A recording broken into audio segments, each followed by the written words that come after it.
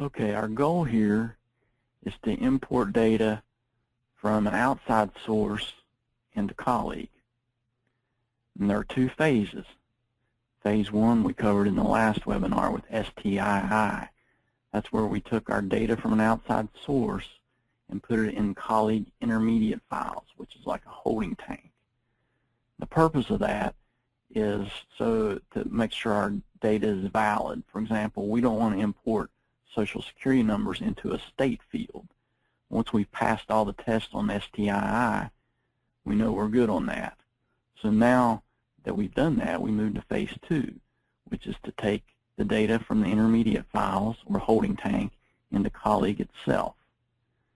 And we do that with the mnemonic ITCI.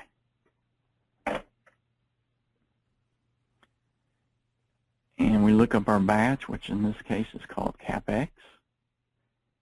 And we want to run it in non-update mode. And we want our report to just show problems right now. And we save out of that.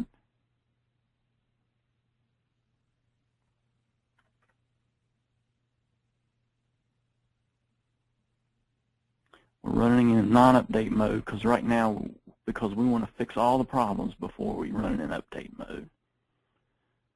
So in update mode, we run it, and we get a report of the errors.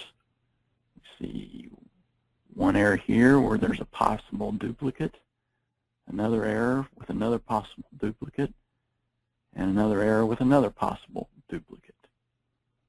Okay, so let's see how we fix that and make those errors go away. All right, we want to go to EFDR. This is to resolve possible duplicates. Our batch name is CapEx, and here are our 3 errors. Let's detail on the first one.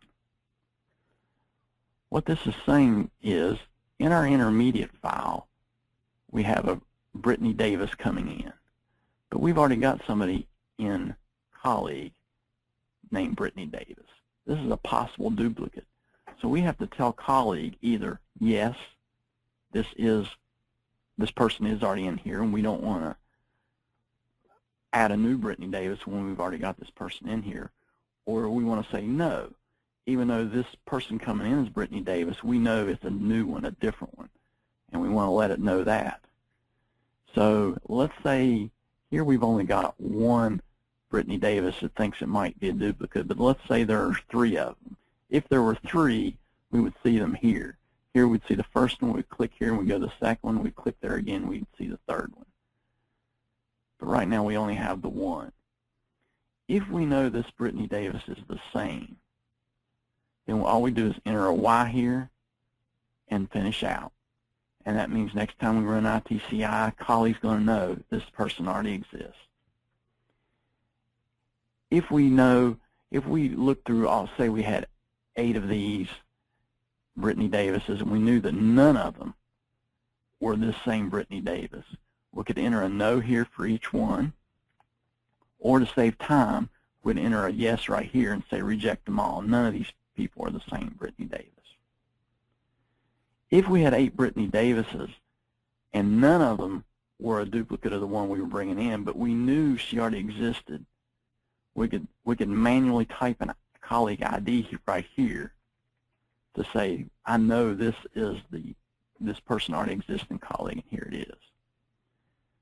In this case here, we've got one possible good duplicate, and it looks like the same person. Same name, same address, different city, same birth date. So I think we're safe to say, yes, this is the same Brittany Davis. And we save out, update, and we're going to go ahead, and we can see we resolved this one. We're going to go ahead and not do the others right now. We'll just save it. We're going to run ITCI again.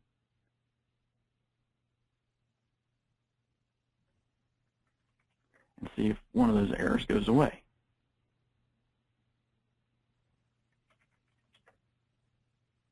We'll run in non-update mode. Show us just the errors. Save.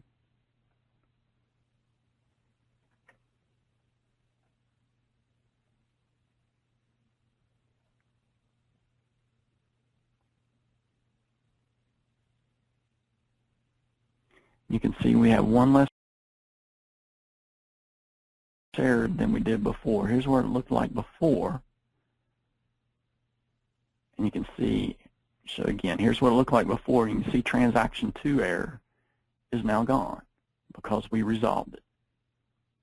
So now we just need to go back, fix the other errors, resolve those duplicates, run ITCI in non-update mode till we get no errors. And then once we do that, we're ready to run ITCI in update mode, which puts the data in colleague. And that is the end of talking about ITCI.